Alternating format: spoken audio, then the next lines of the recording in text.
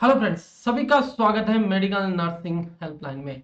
आज की जो अपनी क्लास रहने वाली है वो रहने वाली है कम्युनिटी हेल्थ नर्सिंग।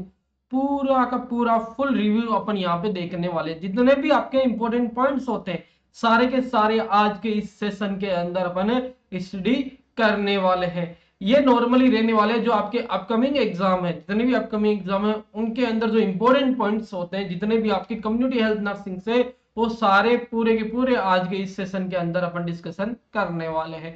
तो ज्यादा देर ना करते हुए अपना सेशन स्टार्ट करते हैं और कम्युनिटी हेल्थ नर्सिंग का फुल रिव्यू अपन यहाँ पे करते हैं, स्टडी करते हैं आज के इस सेशन में। जो अपनी सेशन रहने वाला किससे रिलेटेड रहेगा, वो अपना कम्युनिटी हेल्थ से रिलेटेड। किससे रहेगा? कम्युनिटी हेल्थ नर्सिंग से रिलेटेड रहने वाला है आज का अपना ये सेशन। जितने भी इंपॉर्टेंट पॉइंट है वो अपन डिस्कशन करने वाले हैं। तो अपन स्टार्ट करते हैं। सबसे पहले अपन जो फर्स्ट टॉपिक जो अपना रहने वाला है वो रहने वाला है level of prevention. Level of prevention, level of prevention से अपन स्टार्ट करते हैं आज का अपना सेशन। अब लेवल ऑफ प्रिवेंशन में देखो, खास चीज ये है कि एग्जाम में अगर आपको पूछे कि लेवल ऑफ प्रिवेंशन कितने टाइप के होते हैं, तो आपको करके आना है 4 टाइप के क्या होते हैं आपके लेवल ऑफ प्रिवेंशन होते हैं। और एक्चुअली बात करेंगे तो वो कितने टाइप के होते हैं? 5 टाइप के होते हैं। एग्जाम के अंदर पूछिए तो कितने करके आना है? 4 टाइप के क्या होते हैं आपके लेवल ऑफ प्रिवेंशन होते हैं। 4 टाइप के कौन कौन से हैं वो भी अपन देख लेते हैं। 4 टाइप के कौन कौन से हैं आपके? एक होता है प्रीमोडियल होता है, एक होता है आपका प्राइमरी, एक होता है आपका सेकेंडरी, और एक होता है आपका टर्सरी लेवल ऑफ प्रिवेंशन। एक अदर टाइप होता है, अदर टाइप के अंदर ही रखना है इसको, ठीक है ना, मेन के अंदर नहीं रखना। अदर टाइप होता है वो होता है quaternary, quaternary type of level of prevention. क्योंकि क्वाटनरी टाइप जो लेवल ऑफ प्रिवेंशन है इसका 4 बार एग्जाम में क्वेश्चन पूछा गया। 2 बार कंटिन्यूस जिपमर के अंदर पूछा गया है, 2 बार आपके नोट सेट एग्जाम के अंदर पूछा गया। क्वाटनरी का मीनिंग क्या होता है इतना सा पूछा गया था, लेकिन जिपमर के अंदर क्वाटनरी लेवल ऑफ प्रिवेंशन क्या चीज होती है ये डिस्कशन हुआ था। तो आपको याद रखना है कि अदर टाइप में याद रखना है क्वाटनरी लेवल ऑफ प्रिवेंशन होता है। वैसे एग्जाम में अगर आपसे पूछे तो कितने करके आना है कि 4 ही टाइप के होते हैं लेवल ऑफ प्रिवेंशन। तो प्रीमोडियल, प्राइमरी, सेकेंडरी और टर्सरी लेवल ऑफ प्रिवेंशन। अब इंपॉर्टेंट पॉइंट अपन एक एक के बारे में डिस्कशन कर लेते हैं, ठीक है ना। इंपॉर्टेंट पॉइंट अपन डिस्कशन करने वाले यानी रैपिड क्लास ये आपकी रहने वाली है। फर्स्ट है आपका प्रीमोडियल। प्रीमोडियल, प्रीमोडियल में क्या होता है? ये क्या करता है? प्रिवेंट करता है। क्या करता है? प्रिवेंट करता है किस चीज को भाई? रिस्क फैक्टर को प्रिवेंट करने का काम करता है। क्या करता है? रिस्क फैक्टर को प्रिवेंट करने का काम करता है। यानी जो इमरजेंस और डेवलपमेंट होते हैं रिस्क फैक्टर, उसको क्या करेगा? ये प्रिवेंट करने का काम करता है। अगला, नॉर्मली क्या होता है इसके अंदर? लाइफस्टाइल, लाइफस्टाइल मॉडिफिकेशन होता है। क्या होता है? Lifestyle modification. यहाँ मॉडिफिकेशन का मीनिंग चेंज नहीं है, यहाँ पे मीनिंग होता है कि एक पैटर्न ऑफ बिहेवियर काफी लंबे टाइम तक बनाए रखना। अब पैटर्न ऑफ बिहेवियर का मीनिंग क्या हो गया? जो बच्चा होता है, छोटा बच्चा, उसको ये चीज बताना है कि गुड हैबिट्स को अडॉप्ट करना है और बैड हैबिट्स को क्या करना है? डिस्करेज करना है। इस चीज को अपन बोलेंगे लाइफस्टाइल मॉडिफिकेशन। क्या बोलेंगे? लाइफस्टाइल मॉडिफिकेशन अपन बोलने वाले हैं। लाइफस्टाइल मॉडिफिकेशन कैसे हो सकता है? कैसे हो सकता है? नॉर्मली जैसे बच्चे को एजुकेशन प्रोवाइड करे, क्या करे? एजुकेशन प्रोवाइड करे किसी भी बच्चे को, या अपन मास में बहुत सारे लोगों को एक साथ जो एजुकेशन प्रोवाइड करते हैं, वो आती है आपकी प्रीमोडियल लेवल ऑफ प्रिवेंशन में। यानी आप किसी गली में खड़े होके किसी भी चीज के बारे में बता रहे हो लोगों को कि टीबी इस प्रकार प्रिवेंट कर सकते हैं, टीबी ये चीज होती है, इस प्रकार अपन रोक सकते हैं, ये चीज अपन को करनी चाहिए। इस टाइप की जो एजुकेशन है किसी भी गली के अंदर, चौराहे के अंदर, किसी भी लेक्चर हॉल के अंदर, क्लासरूम के अंदर जो भी अपनी एजुकेशन होती है वो प्रीमोडियल लेवल ऑफ प्रिवेंशन के अंदर आती है। ये चीज याद रखना। और लाइफस्टाइल मॉडिफिकेशन में क्या बताएंगे कि भाई अडॉप्ट करना है। क्या अडॉप्ट करना है? Good habits. क्या अडॉप्ट करना है भाई? गुड हैबिट्स को क्या करना रहेगा? अडॉप्ट करना रहेगा। दूसरी चीज इसके अंदर बताएंगे भाई, क्या चीज बताएंगे अपन? जो बैड हैबिट्स होती है, क्या होती है? जो बैड हैबिट्स होती है उसको क्या करना है भाई? अपन को डिस्करेज करना है। क्या करना है? डिस्करेज करना है कि उसको अडॉप्ट नहीं करना है। यानी no smoking, no tobacco, no alcohol, ये सभी प्रीमोडियल लेवल ऑफ प्रिवेंशन का काम होता है। अगले बात करें प्रीमोडियल लेवल ऑफ प्रिवेंशन में और क्या सिनारियो होता है। प्रीमोडियल लेवल ऑफ प्रिवेंशन क्या होता है? Best level of prevention.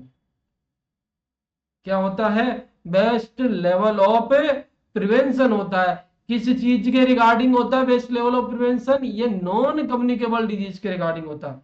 किसके रिगार्डिंग होता है? नॉन कम्युनिकेबल डिजीज के रिगार्डिंग। नॉन कम्युनिकेबल डिजीज के रिगार्डिंग जो बेस्ट लेवल ऑफ प्रिवेंशन होता है वो कौन सा होता है भाई? आपका प्रीमोडियल लेवल ऑफ प्रिवेंशन। यानी किसी भी टाइप की नॉन कम्युनिकेबल डिजीज है उसको अर्लियर स्टेज में अपन रोक सकते हैं। अगर कोई पर्सन टोबैको को यूज नहीं करेगा, टोबैको को यूज नहीं करेगा तो नॉर्मली उसको आगे जाके लीवर प्रॉब्लम नहीं होगी। लीवर प्रॉब्लम नहीं होती तो आगे जाके उसको लिवर सिरोसिस या ओरल प्रॉब्लम भी नहीं होगी। इसके अलावा आगे जाके उसको ओरल कैंसर भी नहीं होगा। यानी जो बहुत आगे जाके क्रोनिक स्टेज वाली डिजीज है उसको अपन प्रीमोडियल लेवल ऑफ प्रिवेंशन से रोक सकते हैं। तो ये कुछ पॉइंट थे किसके रिगार्डिंग थे भी? आपका प्रीमोडियल लेवल ऑफ प्रिवेंशन के रिगार्डिंग थे।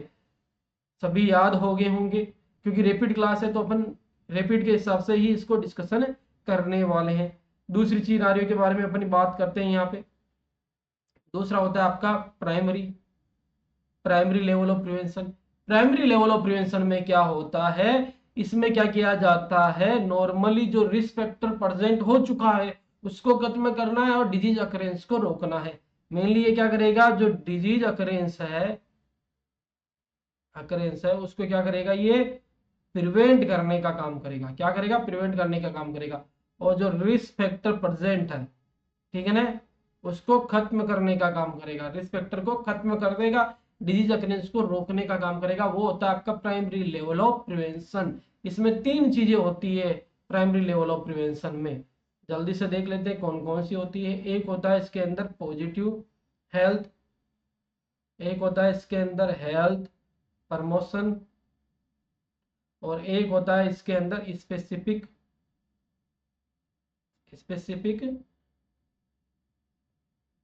प्रिवेंशन। क्या होता है? एक स्पेसिफिक प्रिवेंशन इसके अंदर होता है। यानी ये तीन कंसेप्ट पे काम करता है, पॉजिटिव हेल्थ पे, हेल्थ प्रमोशन पे और स्पेसिफिक प्रिवेंशन पे काम करता है।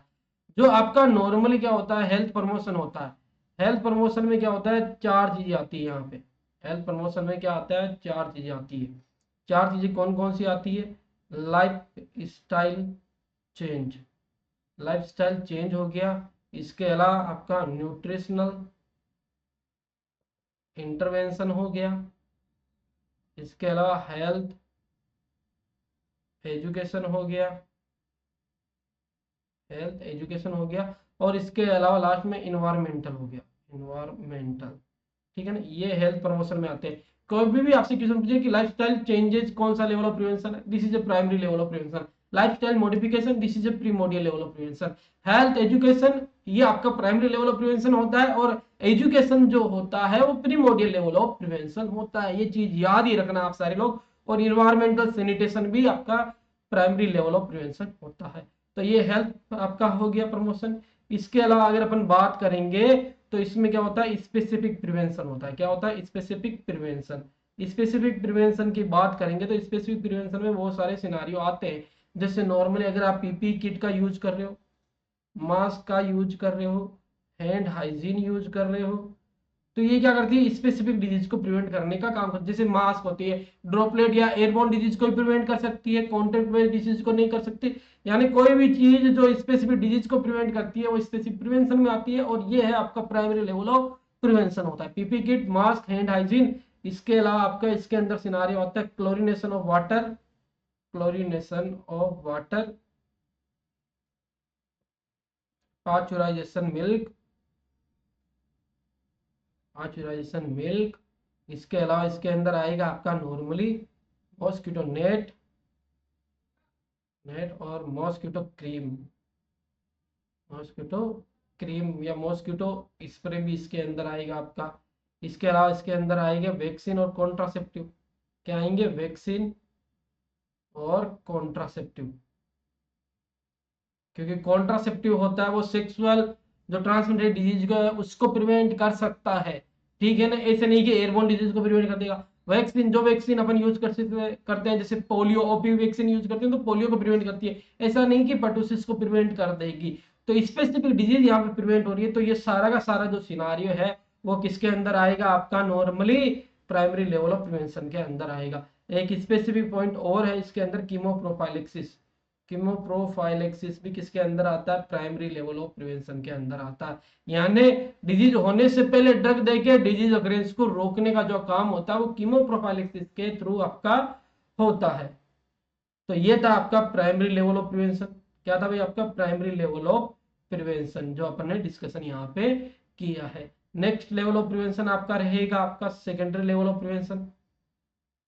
Secondary level of prevention, secondary level of prevention में क्या काम होता है कि डिजीज क्या होती है? अर्ली स्टेज में होती है। किसमें होती है? अर्ली स्टेज में। तो जल्दी से इसका डायग्नोसिस करना है और जल्दी से इसका क्या करना है? ट्रीटमेंट करना है। यानी अर्ली स्टेज में कोई भी डिजीज होती है जो उसका अगर डायग्नोसिस और ट्रीटमेंट होता है वो सेकेंडरी लेवल ऑफ प्रिवेंशन के अंदर आता है। यानी अगर आपसे पूछा गया है कि आप क्या कर रहे हो, कहीं पे हॉस्पिटल में गए हो और आपने वाइटल चेक कराए हैं अपने, या अपने आप एज ए नर्सिंग ऑफिसर हो, पेशेंट के आपने वाइटल चेक किए, तो वाइटल मॉनिटरिंग हो गया या किसी भी टाइप का चेकअप हो गया, ठीक है, या स्क्रीनिंग हो गई, या आपका डायग्नोसिस हो गया, ये सारा का सारा किसके अंदर आएगा? आपका सेकेंडरी लेवल ऑफ प्रिवेंशन के अंदर आएगा। और जो अर्ली स्टेज के अंदर जो ट्रीटमेंट होता है, अर्ली स्टेज के अंदर जो ट्रीटमेंट होता है वो भी किसके अंदर आएगा? सेकेंडरी लेवल ऑफ प्रिवेंशन के अंदर आएगा। इसके अलावा जो मोस्टली हेल्थ प्रोग्राम होते हैं, मोस्टली हेल्थ प्रोग्राम, ठीक है ना, वो आते हैं सेकेंडरी लेवल ऑफ प्रिवेंशन में। सारे के सारे नहीं आते, बहुत मतलब जो मोस्टली ज्यादातर आ सकते, पूरे नहीं आते। जैसे normally TB control, leprosy control, आपका डायबिटीज कंट्रोल, आपका एलिमिनेशन इरेडिकेशन प्रोग्राम, ये सारे आते हैं सेकेंडरी लेवल ऑफ प्रिवेंशन के अंदर, ठीक है ना। मोस्टली बोला, बिल्कुल पूरे के पूरे नहीं बोला। जैसे एमडी हो गया, मिड डे मील प्रोग्राम, आपका प्राइमरी लेवल ऑफ प्रिवेंशन के अंदर आता है। तो ये था आपका सेकेंडरी लेवल ऑफ प्रिवेंशन के बारे में कुछ इंपॉर्टेंट पॉइंट। बस इतने ही इंपॉर्टेंट पॉइंट है आपका सेकेंडरी लेवल ऑफ प्रिवेंशन के रिगार्डिंग।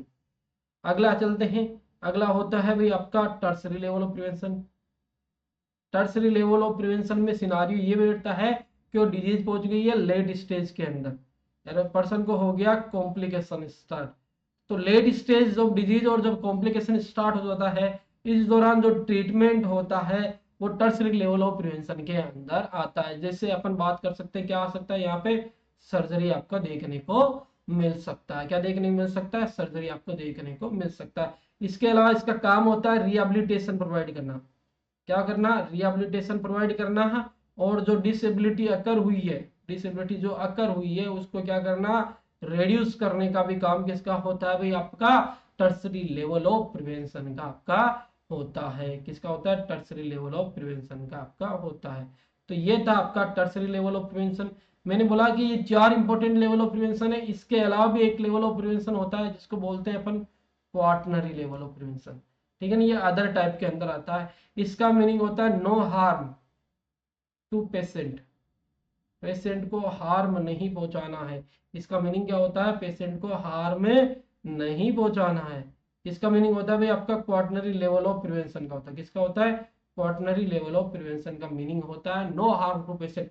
जैसे आप कोई प्रोसीजर कर रहे हो, कोई डायग्नोसिस कर रहे हो, कुछ सर्जरी कर रहे हो, कुछ ट्रीटमेंट दे रहे हो, इस दौरान पेशेंट को हार्म नहीं होना चाहिए। जैसे ओवरडोज से नहीं होना चाहिए, ओवर ड्रग से नहीं होना चाहिए, रॉन्ग मेडिकेशन से नहीं होना चाहिए, इसके अलावा रॉन्ग डायग्नोसिस से उसको क्या नहीं होना चाहिए? हार्म नहीं होना चाहिए। इसको बोलेंगे क्वाटनरी लेवल ऑफ प्रिवेंशन बोलेंगे। 4 बार ये एग्जाम के अंदर पूछ लिया गया है, तो याद रखना है, इंपॉर्टेंट है। अदर के अंदर रखना है, मेन तो 4 ही होते हैं। एग्जाम में पूछे तो कितने करके आना है? 4 बताना है, वैसे एक्चुअली 5 होते हैं। ये चीज अपने माइंड में याद रखना, ठीक है ना। तो ये था अपना फर्स्ट टॉपिक जो था लेवल ऑफ प्रिवेंशन के रिगार्डिंग। अगले टॉपिक पे चलते हैं, अगले टॉपिक के बारे में डिस्कशन करते हैं। तो दूसरा जो टॉपिक रहने वाला है वो रहने वाला है आपका नॉर्मली ऑक्यूपेशनल हैजार्ड से रिलेटेड। किससे रहने वाला है? ऑक्यूपेशनल हैजार्ड से रिलेटेड। जैसे काम करते टाइम कौन कौन से हैजार्ड्स आपको देखने को मिल सकते हैं। तो नॉर्मली अपन को याद रखना है, इसके अंदर भी याद करना है। क्या याद रखना है? नॉर्मली जो आपका डस्ट के कारण जो प्रॉब्लम होती है, मेनली डस्ट के कारण जो प्रॉब्लम होती है उनके बारे में ही अपन को सारे पॉइंट याद रखने हैं, बाकी के बारे में याद नहीं रखने हैं। जैसे डस्ट के कारण कौन कौन सी डस्ट होती है? एक होती है सिलिका होती है, एक होती है आयरन होती है, एक होता है टोबैको होता है। इसके अलावा आपकी डस्ट और कौन कौन सी होती है? सिलिका, आयरन, टोबैको, कॉटन और केन शुगर। इसके अलावा भी बहुत सारी डस्ट होती है, जैसे सिलिका के कारण क्या कंडीशन हो सकती है आपकी, वो भी याद रखना है अपन को। सिलिका डस्ट के कारण, सिलिका डस्ट इनहेलेशन के कारण क्या हो सकता है, सिलिकोसिस हो सकता है। आयरन डस्ट इनहेलेशन के कारण क्या हो सकता है आपको, आयरन डस्ट इनहेलेशन के कारण क्या हो सकता है, साइडरोसिस हो सकता है। टोबैको के कारण क्या हो सकता है, टोबैकोसिस आपकी हो सकती है। कॉटन डस्ट के कारण क्या हो सकता है, बाइसिनोसिस हो सकता है। केन शुगर यानी शुगर डस्ट के कारण क्या हो सकता है, उसके कारण हो सकता है आपको वेगासोसिस कंडीशन देखने को मिल सकती है। क्या देखने को मिल सकती है, वेगासोसिस कंडीशन देखने को मिल सकती है। जो आपका नॉर्मली कॉटन डस्ट के कारण जो प्रॉब्लम होती है, याद रखना, कॉटन डस्ट के कारण जो प्रॉब्लम होती है उसको और क्या नाम दिया गया है, उसको बोला गया है मंडे फीवर। याद रखना, मंडे फीवर कई बार एग्जाम के अंदर क्वेश्चन पूछा गया है कि किसको अपन बोलते हैं, किसको बोलते हैं अपन, बाइसिनोसिस को ही अपन क्या बोलते हैं, मंडे फीवर बोलते हैं। इसके अलावा भी एक दो और कंडीशन होती है, जैसे आपका कोल्ड डस्ट के कारण जो प्रॉब्लम होती है उसको वो क्या बोलते हैं, एंथ्रा कोसिस अपन बोलते हैं। क्या बोलते हैं, एंथ्राकोसिस, ये अपन बोलते हैं, इसको अपन एंथ्राकोसिस बोलेंगे कोल्ड डस्ट के कारण, या इसको बोलेंगे ब्लैक कलर लंग्स डिजीज। क्या बोलेंगे, ब्लैक कलर लंग्स डिजीज भी अपन इसको बोलेंगे, ये भी याद रखना है। इसके अलावा आपसे क्वेश्चन पूछा जाएगा, लेड पॉइजनिंग के कारण क्या देखने को मिलेगा, लेड पॉइजनिंग को क्या बोला गया है, प्लम्बिज्म, सेचुरिज्म, इसके अलावा प्लेंटर कोलिक भी इसको बोला गया है। क्या क्या नाम दिया गया है, लेड पॉइजनिंग को क्या क्या नाम दिया गया है, याद रखना है, प्लम्बिज्म, सेचुरिज्म या प्लेंटर कोलिक भी इसको बोला गया है। इसके मैनेजमेंट के लिए ईडीटीए का अपन यूज करते हैं नॉर्मली। इसी के अंदर क्या देखने को मिलती है, एक लाइन देखने को मिलती है जिसको बोलते हैं ब्रुटोनियन लाइन अपन बोलते हैं। कई बार एग्जाम के अंदर क्वेश्चन पूछा गया है ब्रुटोनियन लाइन क्या होती है, या ब्रुटोनियन लाइन किस में देखने को मिलती है, लेड पॉइजनिंग के अंदर देखने को मिलती है। ब्लूइश आपकी नॉर्मली स्पॉट देखने को मिलते हैं गम्स के ऊपर, किसके ऊपर, गम्स के ऊपर, उसको बोलते हैं ब्रुटोनियन लाइन। ब्लूइश कलर के नॉर्मली डिस्कलरेशन हो जाता है या लाइन देखने को मिलती है, उसको अपन ब्रुटोनियन लाइन बोलते हैं। कहाँ पे देखने मिलेगी, गम्स के ऊपर देखने मिलेगी। लेड पॉइजनिंग से रिलेटेड ये इंपॉर्टेंट पॉइंट्स थे, और जो भी आपका ऑक्यूपेशनल हैजार्ड से रिलेटेड थे वो सारे ये आपके इंपॉर्टेंट पॉइंट यहाँ पे अपन ने डिस्कशन कर लिए।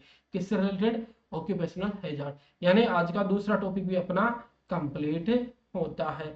अगले टॉपिक पे चलते हैं, तीसरे टॉपिक पे। थर्ड जो टॉपिक रहने वाला है वो रहने वाला है कमेटी से रिलेटेड। किससे रिलेटेड रहने वाला है, कमेटी से रिलेटेड। कमेटी क्यों बनाई गई थी, आपके इंडिया के अंदर हेल्थ सिचुएशन देखनी है और किस टाइप की मिस्टेक हो रही है और क्या क्या अपन को इम्प्रूव करना है, इसके लिए रिगार्डिंग कमेटी बनाई गई थी। और कमेटी का जो चेयरमैन का नाम है उसके आधार पर ही कमेटी का नाम दिया गया था। कौन कौन सी कमेटी होती है वो भी याद रखनी है, जैसे आपकी होती है बोर कमेटी होती है, मुदालियर कमेटी होती है, और कौन कौन सी होती है वो भी लिख देते हैं, चड्डा कमेटी होती है, और होती है मुखर्जी। कौन सी होती है, बोरे, मुदालियर, चड्डा, मुखर्जी। इसके अलावा जंगल वाला, कौन सा, जंगल वाला हो गया। इसके अलावा आपका होता है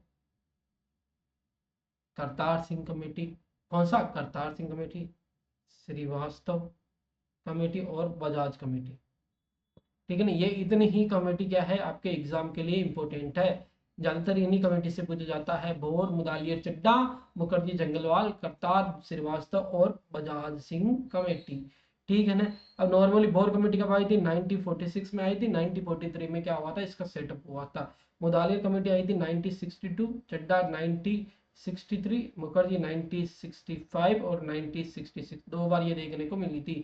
1967 में जंगलवाला, करतार सिंह आई थी 1973, श्रीवास्तव जो आई थी 1975 और बजाज सिंह जो आई थी 1986 के अंदर ये कमेटी देखने को मिली थी। यानी सीक्वेंस वाइज अपन ने बता दिया कि भोर कमेटी आई थी, उसके सबसे लास्ट में बजाज कमेटी देखने को मिली थी। और भी बहुत सारी कमेटी है, लेकिन अपन हेल्थ के रिगार्डिंग जो इंपॉर्टेंट कमेटी है वो सारी की सारी यही कमेटी होती है, जिसमें से मेनली जो एग्जाम में क्वेश्चन पूछा जाता है Bhore committee, Mudaliar committee, Jungalwalla committee, Srivastava committee, इनसे रिलेटेड। और इसके अलावा करतार सिंह भी अपन ले लेते हैं कि कई बार एग्जाम में पूछा जाता है।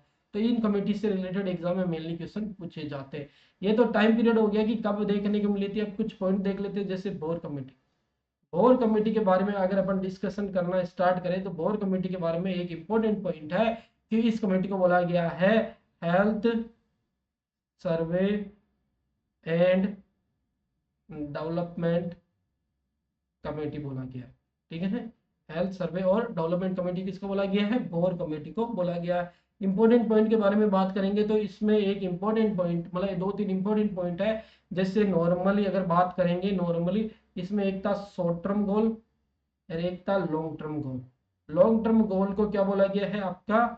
नॉर्मली मिलियन प्लान, 1 मिलियन आपका प्लान भी बोला गया। ठीक है ना, मिलियन प्लान किसको बोला गया? लॉन्ग टर्म गोल को अपन बोलते हैं। शॉर्ट टर्म गोल की बात करेंगे तो इसने बोला कि एक पीएससी जो होती है वो 40,000 पॉपुलेशन क्या करेगी? कवर करेगी। उस टाइम बोला था 1946 के अंदर बोला था, लेकिन अभी एक पीएससी कितनी पॉपुलेशन कवर करती है? 20 से 30,000 के समथिंग पॉपुलेशन कवर करने का काम करती है। अगर बात करें 20,000 कहाँ करेगी? हिली ट्राइबल एरिया में और प्लेन एरिया में 30,000 पॉपुलेशन कवर करती है। अर्बन जो पीएससी होती है वो 50,000 पॉपुलेशन कवर करने का काम करती है। तो ये शॉर्ट टर्म गोल में ये चीज बोली गई थी भोर कमेटी के अंदर। लॉन्ग टर्म गोल को क्या बोला गया? मिलियन प्लान अपन बोलेंगे। क्या बोला गया? मिलियन प्लान बोला गया। इसके अलावा कुछ पॉइंट और बताए थे इन्होंने। इन्होंने बताया था नॉर्मली सोशल फिजिशियन के बारे में। किसके बारे में बताया था? सोशल फिजिशियन के बारे में बताया था। स्कूल हेल्थ के बारे में बताया था। इसके अलावा कंप्रेहेंसिव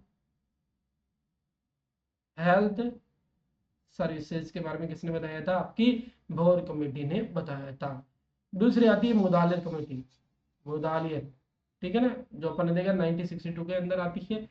मुदालिर कमेटी, इसको बोला गया health survey and planning committee. इसका काम इतना सा था कि जो जो काम भोर कमेटी ने किए हैं उन सभी का रिव्यू करना और उसको थोड़ा सा हल्का सा स्टैंडर्ड लेवल पे पहुंचाने का काम था। किसका? मुदालिर कमेटी का। इतना सा ही काम था, ज्यादा काम इसका नहीं था। आगे बात करते हैं, अगली कमेटी थी आपकी चड्डा कमेटी। चड्डा कमेटी जो आपका रिलेटेड रहेगी मलेरिया, मलेरिया विजिलेंस से रिगार्डिंग। ठीक है ना, जो आपका मलेरिया कंट्रोल प्रोग्राम आया था उसके बाद में एरेडिकेशन प्रोग्राम आया था 1958 में। ठीक है ना, आपका एरेडिकेशन जो एलिमिनेशन प्रोग्राम आया था मलेरिया के रिगार्डिंग, उसका विजिलेंस करने का काम था चड्डा कमेटी में। विजिलेंस करेगा कौन? बेसिक हेल्थ वर्कर काम करेगा। कौन करेगा? बेसिक हेल्थ वर्कर करेगा। बेसिक हेल्थ वर्कर के पास में बहुत सारा काम था। इसकी वजह से जो अगली कमेटी आई थी उसने इसका काम कर दिया, कम कर दिया था, जिसका नाम है मुखर्जी कमेटी। मुखर्जी कमेटी ने क्या किया था? मुखर्जी कमेटी ने क्या किया था? मलेरिया एंड फैमिली प्लानिंग जो प्रोग्राम है जो साथ साथ चलते थे इनको अलग अलग कर दिया था। और इनके लिए क्या किया था? सेपरेट स्टाफ, दोनों के लिए क्या किया था? सेपरेट स्टाफ लगा दिए गए थे। मेनली फैमिली प्लानिंग के लिए लगा दिया गया था, मलेरिया के लिए बेसिक हेल्थ वर्कर वहां पे देख रहा था। तो ये थी आपकी मुखर्जी कमेटी। मुखर्जी कमेटी के बाद में आती है आपकी नॉर्मली अगली कमेटी जिसका बोलते हैं जंगल वाला, जंगल वाला कमेटी। जंगल वाला कमेटी का क्या काम था वो भी अपन देख लेते हैं। इसको बोला गया है नॉर्मली जो हेल्थ इंटीग्रेशन होता है वो कौन सी कमेटी का काम था? हेल्थ इंटीग्रेशन पूरा का पूरा। कमेटी ऑन हेल्थ इंटीग्रेशन जो था वो जंगल वाला कमेटी को बोला गया हेल्थ इंटीग्रेशन कमेटी। कि इसने ये लेके आया था equal pay for equal work का रूल लेके आया था ये कमेटी। इसने कॉमन सीनियोरिटी बताया था, कॉमन सीनियोरिटी के बारे में इसने बताया था। इसके अलावा स्पेशल वर्क पे, स्पेशल पे के बारे में भी इसने बताया था। स्पेशल पे और स्पेशल वर्क के बारे में कौन सी कमेटी ने बताया था? आपके जंगल वाला कमेटी ने बताया था। आपका यूनिफाइड कैडर होता है उसके बारे में जंगल वाला कमेटी ने बताया था। कॉमन सीनियोरिटी के बारे में बताया था। नो प्राइवेट प्रैक्टिस के बारे में किसने बताया था? जंगल वाला कमेटी ने बताया था। इसके अलावा अगली कमेटी कौन सी होती है भाई? आपका श्रीवास्तव। नहीं, अगली कमेटी आपकी कौन सी है? आपकी बजाज कमेटी। कौन सी कमेटी है भाई? आपकी बजाज कमेटी। नहीं, श्रीवास्तव, श्रीवास्तव से पहले एक और होती है वो अपन बीच में भूल गए, कौन सी है? आपकी Kartar Singh committee. Kartar committee, Kartar committee को बोला गया मल्टीपर्पज वर्कर कमेटी। क्या बोला गया, मल्टीपर्पज वर्कर कमेटी किसको बोला गया, करतार सिंह कमेटी को बोला गया है। इसके बाद में आती है आपकी श्रीवास्तव कमेटी। कौन सी आती है, श्रीवास्तव कमेटी। श्रीवास्तव कमेटी के बारे में अगर अपन डिस्कशन करेंगे तो ये चीज देखने को मिलेगी कि श्रीवास्तव कमेटी को क्या बोला गया है, नॉर्मली ये बोला गया मेन पावर कमेटी। क्या बोला गया, मेन पावर कमेटी इसको बोला गया है, इसको श्रीवास्तव कमेटी को बोला गया है। इसके अलावा नॉर्मली इसमें आता है एक सिनारियो देखने को मिलता है कि इसने दिए थे 3R के बारे में बताया था। कितने आर के बारे में बताया था, एक मिनट रुकिए।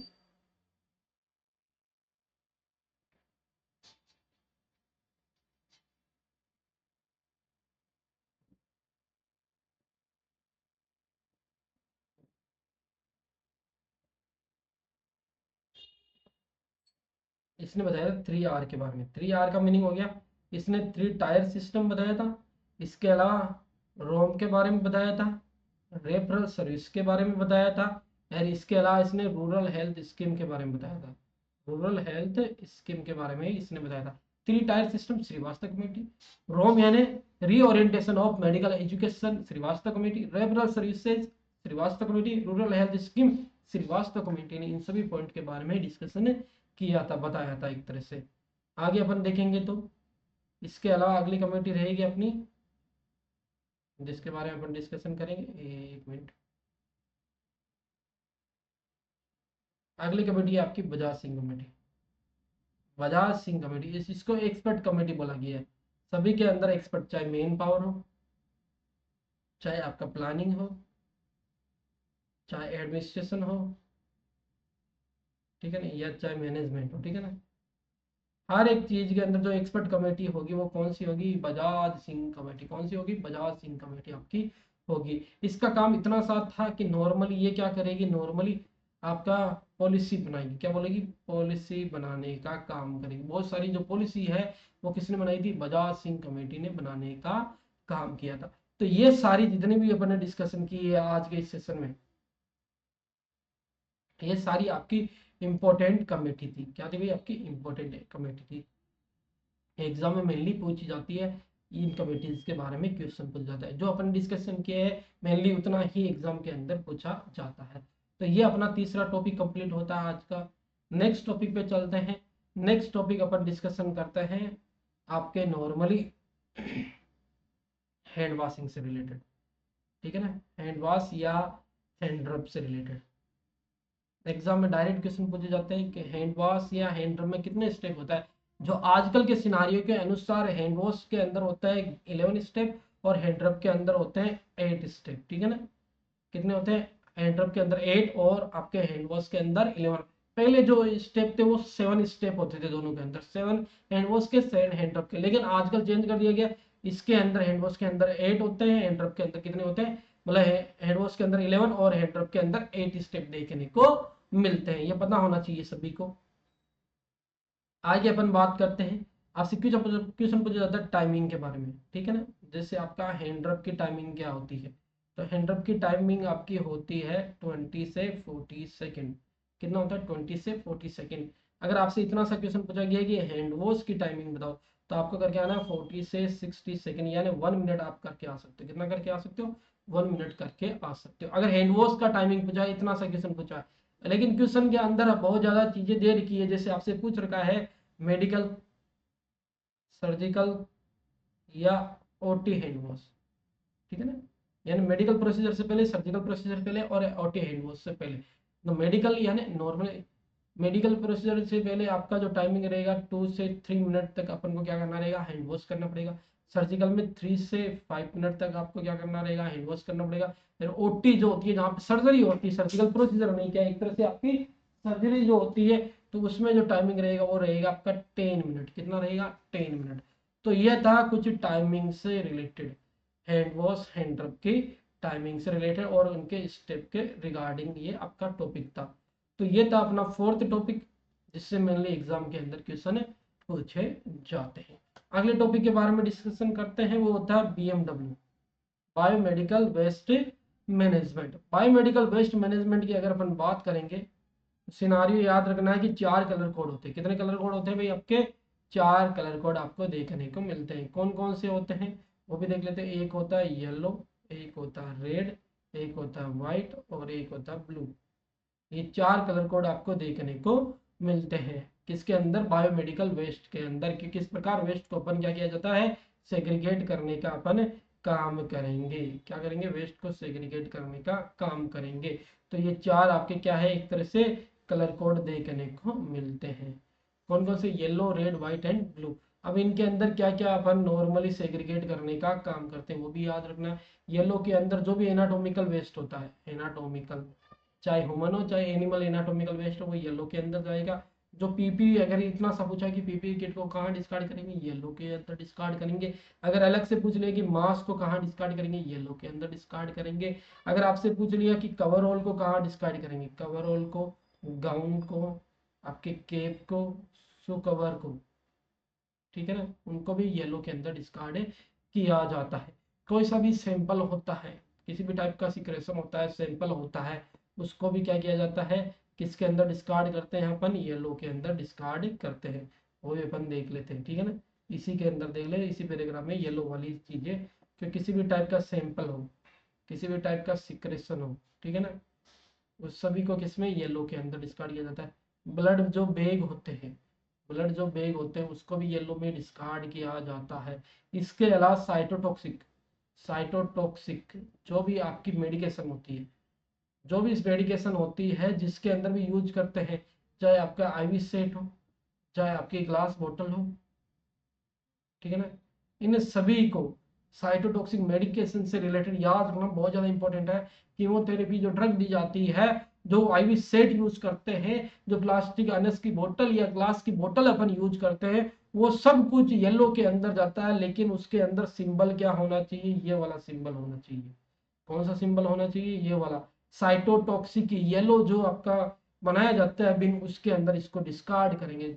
चाहे आपका प्लास्टिक हो चाहे ग्लास हो, अगर उसके अंदर कीमोथेरेपी ड्रग दी गई है, जो सिरिंज के अंदर लोड की गई है कीमोथेरेपी, वो सभी येलो के अंदर जाएगी, जिसके अंदर ये वाला आपका ट्राइंगल के साथ में सिंबल होगा साइटोटॉक्सिक वाला, उसके अंदर डिस्कार्ड करने का काम करेंगे। तो ये याद रखना, ब्लड बैग भी इसी के अंदर डिस्कार्ड किया जाता है, आपका ह्यूमन एनाटॉमिकल वेस्ट भी इसी के अंदर डिस्कार्ड किया जाता है। इसके अलावा आपका येलो के अंदर और क्या डिस्कार्ड किया जाता है, जैसे कॉटन हो गया, बैंडेज हो गया, गोज पीस हो गया, ये भी येलो के अंदर ही अपन डिस्कार्ड करने का काम करेंगे। तो ये था आपका किससे रिलेटेड हो गया, येलो से रिलेटेड हो गया।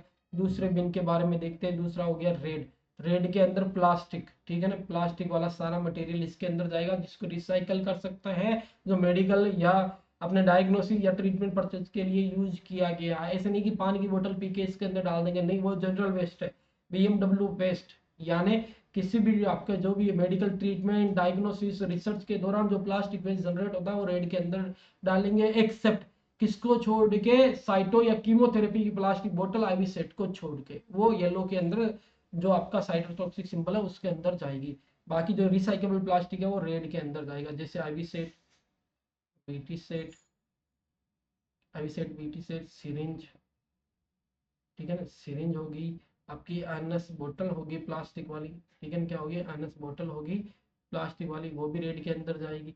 इसके अलावा यूरिन बैग हो गया, वो भी प्लास्टिक के अंदर जाएगा। प्लास्टिक कवरऑल होता है, सेमी प्लास्टिक, नॉन प्लास्टिक किसके अंदर जाता है, आपका जाता है येलो के अंदर। प्लास्टिक कवरऑल किसके अंदर जाएगा, रेड के अंदर अपन डिस्कार्ड करने का काम करेंगे।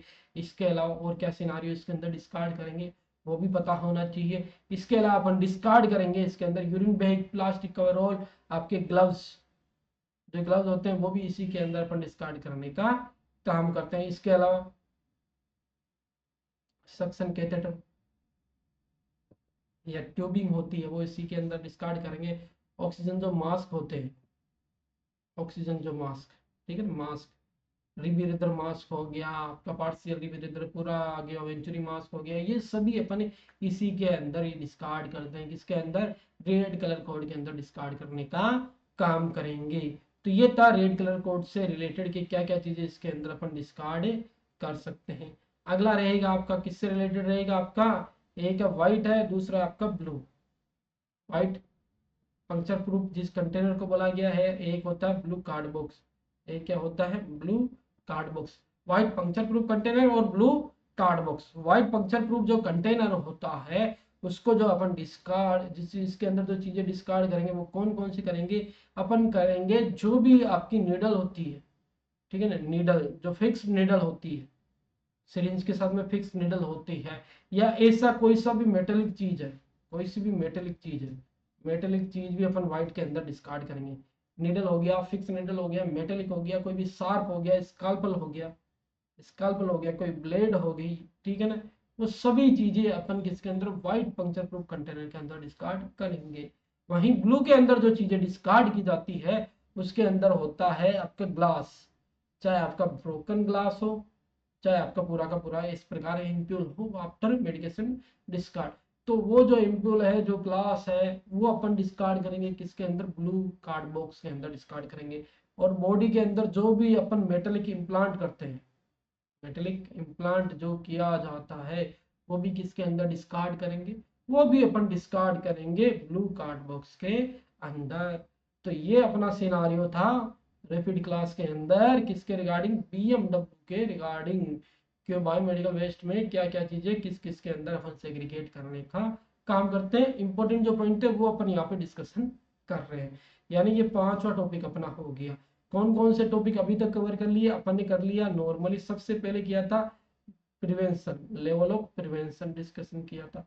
सेकंड टॉपिक अपन ने किया था ऑक्यूपेशनल हैजार्ड, ऑक्यूपेशनल हैजार्ड। तीसरा अपन ने किया था कमेटी, कमेटी। चौथा अपन ने किया था hand wash, hand wash hand रब। पांचवा अपन ने बीएमडब्ल्यू टॉपिक यहाँ पे डिस्कशन किया है। नेक्स्ट टॉपिक पे चलते हैं। नेक्स्ट जो टॉपिक रहने वाला है वो रहने वाला है IMNCI से related. IMNCI integrated management neonate childhood illness कब आया था, 2005 के अंदर आपको देखने को मिला था। कब देखने को मिला था, 2005 के अंदर देखने को मिला था। डायरेक्ट याद रखना है, IMCI इंटीग्रेटेड जब मैनेजमेंट करते हैं नियोनेट या चाइल्डहुड इलनेस के लिए तो 3 कलर कोड याद रखने अपन को। कितने कलर कोड याद रखने, 3 IMCI से रिलेटेड। एक होता है पिंक, एक होता है येलो, और एक होता है ग्रीन, ठीक है ना। पिंक वाले में क्या होता है, बच्चे को हॉस्पिटलाइज करना है, हॉस्पिटलाइज्ड बच्चे को एडमिट करना है हॉस्पिटल के अंदर। इसके लिए अगर आपके पास में PSC सब सेंटर या क्लिनिक पे आया बच्चा तो उसको रेफर कर देना है। कहाँ पे रेफर कर देंगे भाई, हॉस्पिटल के लिए रेफर करने का काम करेंगे पिंक कलर कोड के अंदर। येलो के अंदर जो मैनेजमेंट किया जाता है वो OPD के अंदर, OPD या क्लिनिक पे क्या करेंगे, ट्रीटमेंट करने का काम करेंगे। और ग्रीन के अंदर जो मैनेजमेंट होगा वो घर के अंदर मैनेजमेंट करेंगे, क्योंकि कुछ ड्रग दे देंगे कि घर पे ही आपको क्या करना है, मेडिकेशन का यूज करना है। तो ये सिनारियो जो चलेगा वो इस प्रकार अपने मैनेजमेंट के लिए चलने वाला है। पिंक, येलो और ग्रीन कलर कोड यहाँ पे पूछा जाता है। अगला टॉपिक जो रहेगा वो भी कलर कोड से रिलेटेड रहेगा, और वो कलर कोड रहेंगे डिजास्टर से रिलेटेड। डिजास्टर जो आपका होता है सिनारियो उससे रिलेटेड ये नॉर्मली कलर कोड आपके देखने को मिलेंगे। एक मिनट, हाँ, डिजास्टर से रिलेटेड ये कलर कोड रहने वाले हैं। डिजास्टर में क्या होता है, 4 स्पेशल आपके कलर कोड यूज किए जाते हैं पेशेंट को प्रायोरिटी देने के लिए, पेशेंट को प्रायोरिटी देने के लिए। और वो कलर कोड कौन कौन से होते हैं वो भी अपन देख लेते हैं। एक होता है रेड, एक होता है येलो, एक होता है आपका ग्रीन, और एक होता है ब्लैक। रेड इमीडिएट,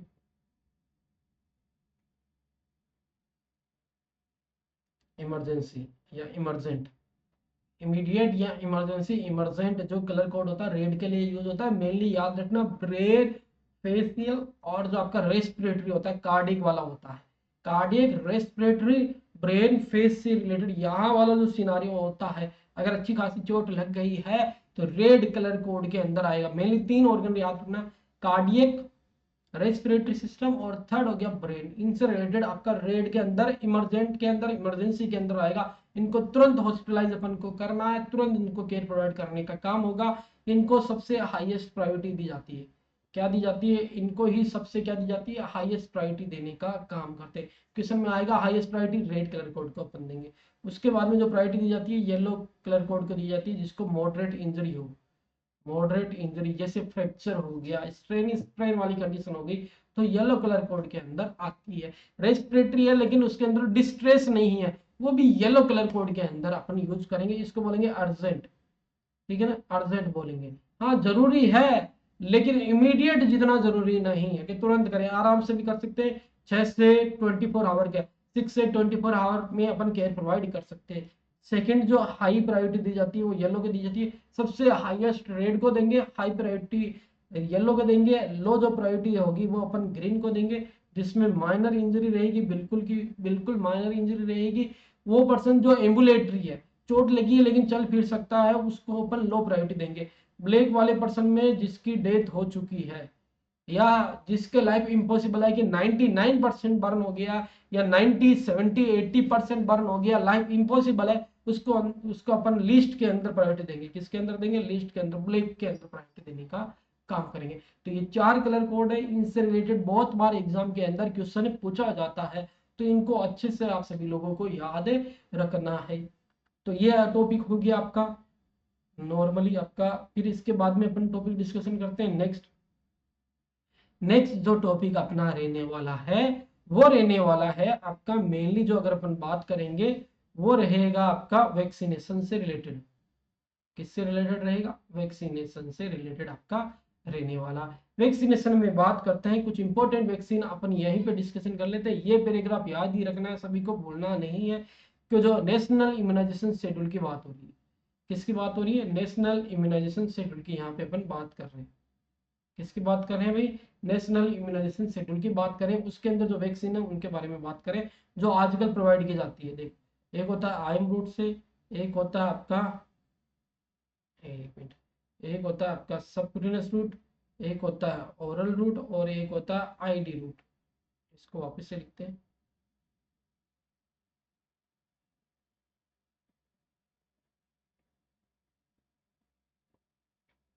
वापिस से देखते हैं इसके अंदर, एक होता है इंट्राडर्मल रूट, एक होता है सबक्यूटेनियस होता है, एक होता है ओरल, और एक होता है आईएम रूट। ये 4 आपके रूट से नॉर्मली वैक्सीन प्रोवाइड की जाती है। आईवी रूट से वैक्सीन नहीं देंगे, ये चीज याद रखना। आईवी सबक्यूटेनियस ओरल या आईएम रूट से ही वैक्सीन प्रोवाइड की जाती है। इंट्राडर्मल रूट से जो वैक्सीन प्रोवाइड की जाती है वो एक तो आपकी बीसीजी की जाती है। कौन सी की जाती है आपकी? एक तो बीसीजी की जाती है, दूसरा फ्रैक्शनल आईपीवी की जाएगी। फ्रैक्शनल आईपीवी अपन आईडी रूट से देंगे। सबक्यूटेनियस रूट से जो प्रोवाइड की जाती है उस वैक्सीन का नाम हो गया आपका एमआर, मीजल्स रूबेला। पहले जेई प्रोवाइड की जाती थी, अभी भी प्रोवाइड की जाती है, लेकिन फ्रैक्शनल आईपीवी की 3rd डोज आने की वजह से जेई को आईएम रूट से ज्यादातर प्रिपेयर करने लग गए हैं। कि फ्रैक्शनल आईपीवी की जो 3rd डोज है वो भी अपन 9 मंथ पे देते हैं, जेई की भी 9 मंथ पे देने का काम करते हैं। इसलिए क्या करते हैं, आईएम रूट से यहाँ पे प्रोवाइड करने का काम स्टार्ट कर दिया है। ओरल रूट की अगर अपन बात करेंगे तो ओरल रूट में हो गया आपका वैक्सीन जो होते हैं, एक तो ओपी वैक्सीन होती है, एक रोटा वायरस वैक्सीन होती है, और एक विटामिन ए। ठीक है ना, जो मीजल्स रूबेला के साथ में दी जाती है वैक्सीन, विटामिन ए जो सिरप होती है वो प्रोवाइड करते हैं। आई में जो और रिमेनिंग जो एनआईएस के अंदर एड है, बाकी जितनी भी रिमेनिंग वैक्सीन होती है वो कौन से रूट से प्रोवाइड करेंगे अपन? आईएम रूट से प्रोवाइड करने का काम करेंगे। जैसे जेई हो गया, न्यूमोकोकल कंजुगेटेड वैक्सीन हो गया, पेंटावेलेंट वैक्सीन हो गया, डीपीटी वैक्सीन हो गया, टीटी वैक्सीन हो गया, हेपेटाइटिस बी वैक्सीन हो गया, ये सभी वैक्सीन अपन आईएम रूट से प्रोवाइड करने का काम करेंगे। याद रखना, ये रूट याद रख लेना, इतना सा याद रखना है, सारी चीजें यहाँ पे क्लियर आपकी हो जाएगी। आगे अपन बात करेंगे, आगे कुछ चीजों के बारे में और बात कर लेते हैं। ठीक है ना, जैसे, एक मिनट, हम्म,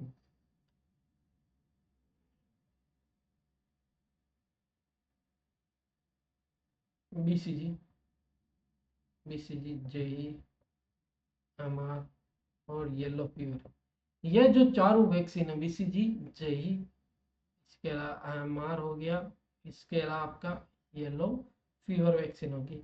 ये जो चारों वैक्सीन आपकी देखने को मिलती है, ये चारों वैक्सीन में क्या सिनारियो है वो भी अपन समझ लेते हैं। ये चारों की चारों जो वैक्सीन होती है वो फ्रीज ड्राइड वैक्सीन है, यानी पाउडर फॉर्म वाली ये वैक्सीन होती है। इनको डाइल्यूट करने की जरूरत पड़ती है। क्या करने की जरूरत पड़ती है? इनको डाइल्यूट करने की जरूरत पड़ती है। किससे डाइल्यूट करते हैं बीसीजी को? एक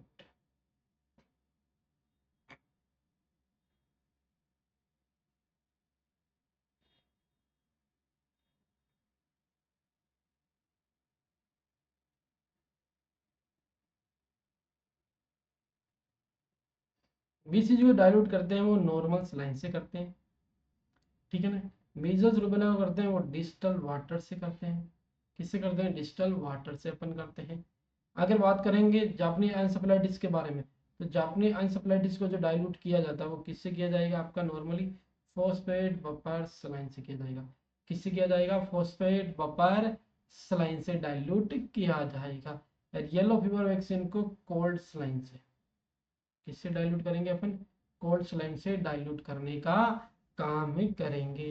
ये चीज याद रखनी है सभी को, बीसीजी, जेई, एमआर और आपका येलो फीवर वैक्सीन के रिगार्डिंग। बीसीजी, जेई और एमआर आपका नेशनल इम्यूनाइजेशन शेड्यूल के अंदर एड है, येलो फीवर वैक्सीन एड इसके अंदर नहीं है। ये भी सभी को याद रखना है। इसके अलावा अगर अपन आगे बात करते हैं, बीसीजी और मीजल्स रूबेला, इसको विद इन 4 आवर में यूज करना है।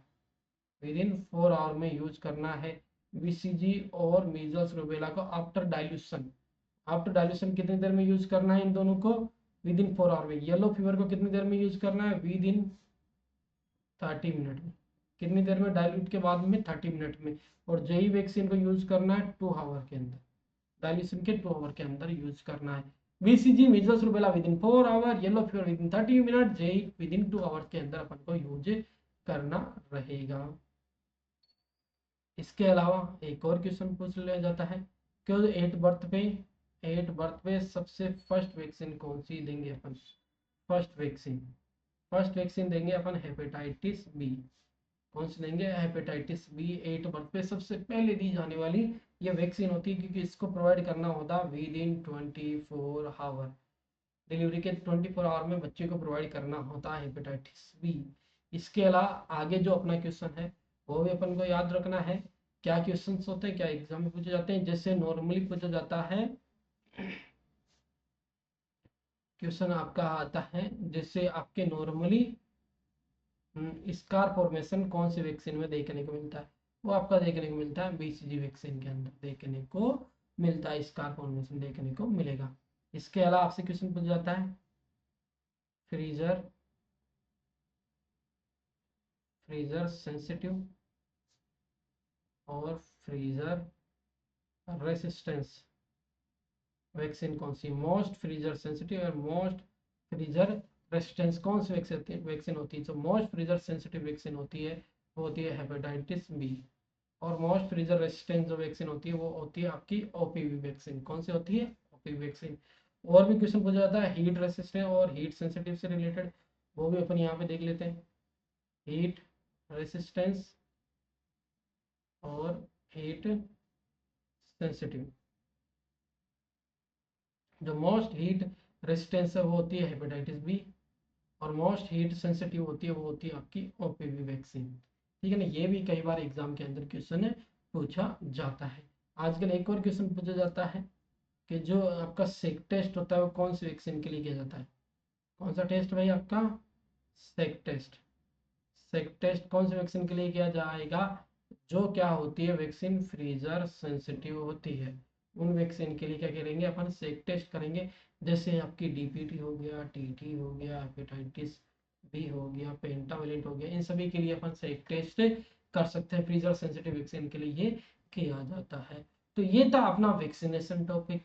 तो आज अपन ने टॉपिक डिस्कशन की है आज के फर्स्ट क्लास के अंदर, गोल्डन पॉइंट या इंपॉर्टेंट पॉइंट क्लास के अंदर, या रैपिड अपनी रिवीजन क्लास के अंदर जो टॉपिक डिस्कशन किए हैं वो हो गया एक तो प्रिवेंशन, अगला है ऑक्यूपेशनल हैजार्ड, इसके अलावा आपने डिस्कशन किया community, hand wash, BMW, disaster और वैक्सीनेशन। बाकी के जो टॉपिक है वो अपन नेक्स्ट क्लास के अंदर डिस्कशन करेंगे। एक खास अनाउंसमेंट है, स्पेशल अनाउंसमेंट है, सुनते जाइए। हम आपके लिए लेके आए हैं बहुत ज़्यादा बेनिफिशियल। अगर आप आरआरबी की तैयारी करना चाह रहे हो या जीएमसीएच की या अदर कोई से भी एग्ज़ाम की तैयारी करना चाहते हो तो आप ज्वाइन कर सकते हो हमारा क्रैश कोर्स, जिसके साथ में क्या चीज़ फ्री मिलेगी? क्रैश कोर्स के साथ में टेस्ट सीरीज मिलेगी प्लस एमसीक्यू बैच मिलेगा। ठीक है ना। यानी एक ही बैच के अंदर 3 बैच का फायदा मिलेगा, क्रैश कोर्स, टेस्ट सीरीज और आपका normally MCQ batch. RRB, GMC, चाहे कोई से भी स्टेट गवर्नमेंट या सेंट्रल गवर्नमेंट की तैयारी कर रहे हो तो सभी के लिए ये आपका कोर्स अवेलेबल रहेगा। Crash course, test series, MCQ batch, वो भी मात्र, ये जो बैच रहेगा वो मात्र 699 रुपीज के अंदर रहेगा। मात्र इतने कम रुपीज के अंदर ये सब कुछ मिल रहा है। अलग से टेस्ट सीरीज लेना चाहते हो तो वो भी आप परचेज कर सकते हो। परचेज करने का एक तरीका है, डिस्क्रिप्शन में लिंक दे रखा है, वहां से आप मैसेज कर सकते हो। व्हाट्सएप मैसेज, व्हाट्सएप नंबर देखने को मिल रहा है आपको मेडिकल नर्सिंग हेल्पलाइन का, वहां पे आप व्हाट्सएप मैसेज कर सकते हो, या नॉर्मली आप डायरेक्ट प्ले स्टोर में जाके नर्सिंग वाईफाई एप्लीकेशन डाउनलोड कर सकते हो। वहां से ये सारा सिनारियो आपको देखने को मिल जाएगा, फिर स्टोर में जाके आपको परचेज करना है। तो आज के लिए इतना ही, मिलते हैं नेक्स्ट क्लास के अंदर। थैंक यू, धन्यवाद।